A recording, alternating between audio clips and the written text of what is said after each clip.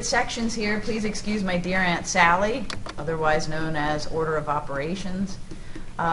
We just have 3 problems that I cherry-picked to work through with you.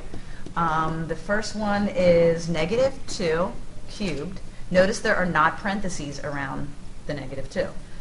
Plus 8 minus 7 paren 4 minus 3 n paren. And we are just going to talk through this together.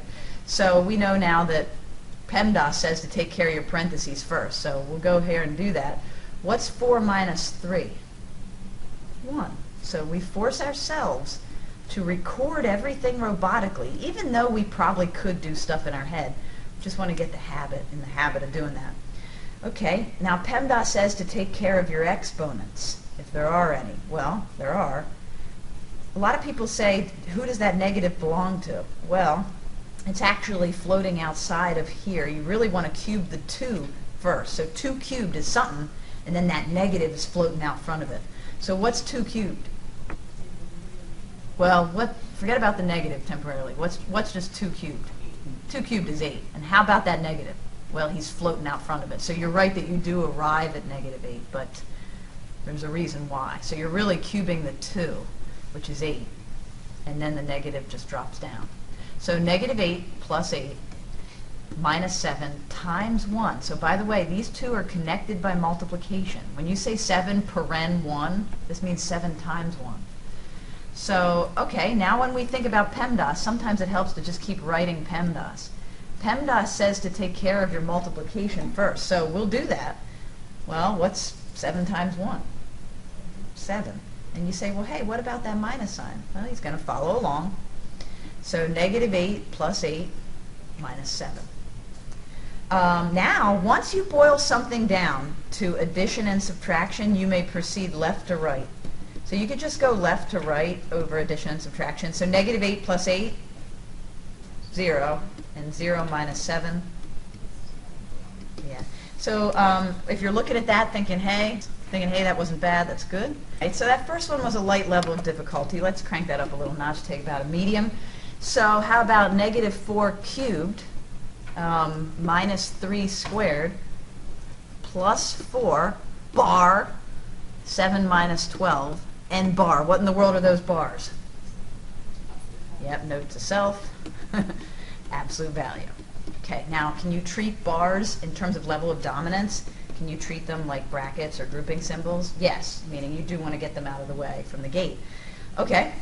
So 7 minus 12 is something. You want to go inside of here first. Good. Record, and then go ahead and record the bars. Even though I know, you know what it is, just record it. All right. So now we have the bars still there. What is the absolute value of -5? 5. But how is it connected with this here 4? Right. And so if it helps you, put a dot to remind yourself that they're connected by multiplication. So now we've got -4 cubed minus 3 squared plus 4.5. Okay, so now we can take care of our exponents. 4 cubed is 64. Okay, negative stays, so it's going to be -64. Minus something. Yep, we can take care of that. That's going to be 9. Plus 4.5. PEMDAS says to take care of your multiplication and your division then, if there are any. So here's multiplication. So 4 times 5 is 20. Yep, so now we've got -64 minus 9 plus 20. Now we've boiled it down to addition and subtraction, so we can just move left to right when you get down to that part. So -64 minus 9. Good. -73 plus 20 then is something. Awesome. And I have my answers written down on my cheat sheet there, so I'm actually just like double checking to make sure we got the right answer. But that's great. Okay, ultimate level of difficulty for today, PEMDAS injected with fractions, and this stuff is stolen directly from your book. So if you know this is an area you need to practice with, you know where to find it. Okay, and that's divided by good old root 9 over 81. And then that's minus 16/27. I always say if you can handle fractions, boy, you can handle anything. We're going to do this without a calculator, of course. And then the very last thing is divided by 4/9. Okay? So, all right. Again, I always like to write PEMDAS so I can remind myself that I'm going to take care of the parentheses first. So I'm going to go in here. Well, 3/4 minus 2/3, yeah, it's true. I could key that in the calculator and get the calculator to do all the thought for me. But instead, I'm going to go off on the side. Do this as a sidebar. I'm going to go off on the side and think about it. LCD? 12. Good. Convert both of those fractions into having the LCD, so 3/4 is really, yeah, and 2/3 is really, right. So 9/12 minus 8/12 is 1/12. Yeah, now here's the thing. If you absolutely cannot tolerate fractions, then you're going to have to master your calculator. You have no choice, right? So 1/12 divided by, what in the world is the square root of 9 over 81? Let me ask you in a different way. Is 9 a PS, a perfect square? Sure. Square root of 9 is 3.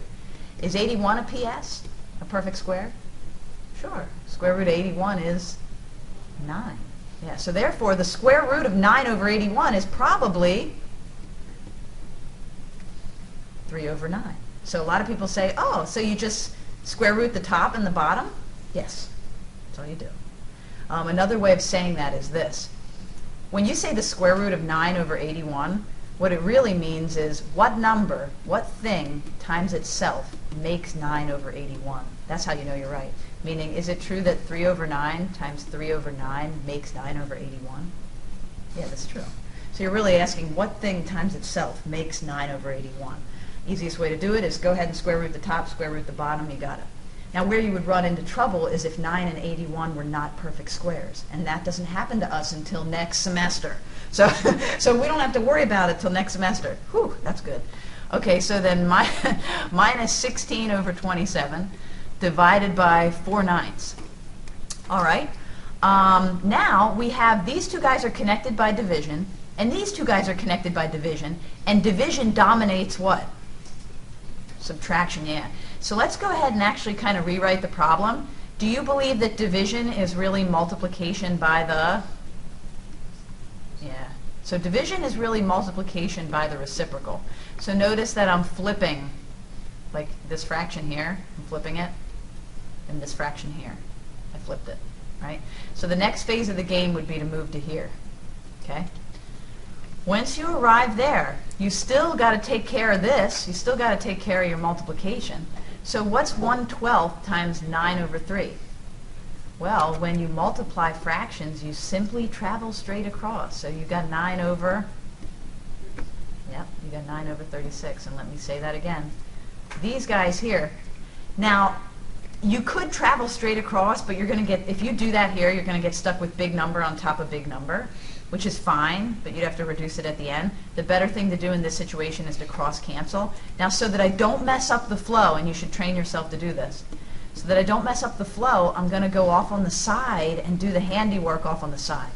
So 9 goes into itself once, 9 goes into 27 3 times, 4 goes into itself once, 4 goes into 16 4 times. I do the cross cancellation off on the side so I don't mess up my flow. So I'm arriving at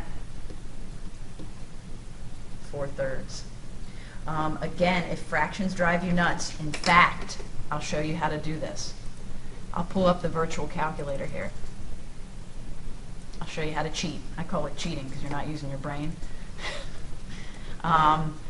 If fractions drive you nuts, you could do this. Let me clear this out. Like when you're taking 16/27 times 9/4, and I arrived at 4/3, you could literally key it in. So you could key 16 over 27 times, you know, parenthesis, if you're using this kind of calculator, 9/4. Calculator spits out a decimal, but then you hit math, frac. See how it says frac? Enter, enter, bam, 4/3. So it'll do all the thought process for you. So you could do this manipulation here on a calculator and arrive at 4/3 that way. Okay? But no matter what, we're arriving at 4/3. Okay, now we're at the final frontier. 9/36 minus 4/3. Well, I can't subtract unless I get the, yeah, the LCD. LCD, we can use 36. So how does 3 become 36? Times by 12. Yeah, so if you times the top by 12, you're going to get 48, right? So in other words, how does 3 become 36? Times by 12, do to the bottom, do to the top, right? So now you've got 936 minus 4836. So 9 minus 48 is something? Anybody? Yeah. So we're arriving at 3936. Now I got to play devil's advocate. If you arrive here on a test, I'm happy. It's just not done. It makes me happy, but it's not done. It'll make the computer not happy though. When you go to enter that into a computer, is it going to be happy? No, because it wants you to reduce. Yeah, it always wants you to reduce. So divide by 3, reduce, right? So 3 is going to go into the top 13 times, 3 is going to go into the bottom 12 times, and I'm looking, oh, I didn't record the final answer there. Yeah, 13 12s, don't feel weird about that being an improper fraction. It's okay to arrive at an improper fraction. It's not negative. Bigger number is, yes, very good, good eyeball, good eyeball. Yes, and you're wondering why it's negative. 9 minus 48, you're right that it's 39, but it's negative 39. Thank you for spotting that. Very good eyeball. So because, you have your smaller number minus your bigger number, so you should be arriving at negative 39, 36. Again, you decide if you want to be a person typing a lot of stuff in the calculator or not.